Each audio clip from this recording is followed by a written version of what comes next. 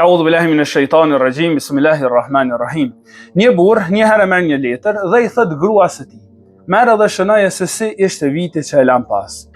Gruaja, që kishte kalu një vit jo të lehtë, pas e lëshon një ofsham të thellë, fillon të shkruan në letër për vitin e kaluar.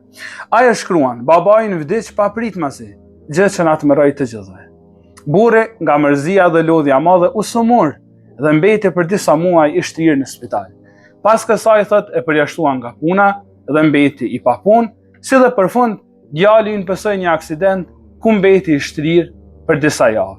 Letra përfundoi me fjalinë: "Ishte një vit i tmerrshëm." Pas e merr letrën e saj dhe lë të thahet për lotëve, fillon ta lexon letrën e burrit. Ai në letër kishte shkruar: "Babai im vdiq dhe elhamdulillah pa pasur ndonjë dhimbje të madhe." Thot, unë u sëmura për disa kohë, por falë Allahut sot jam gjallë shëndosh në shtëpinë time.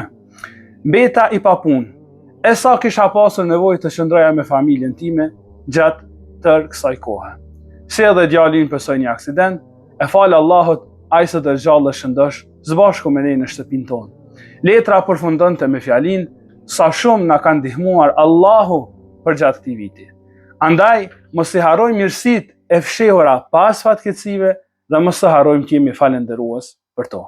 Zoti ju ruaj. Wassalamu alaikum.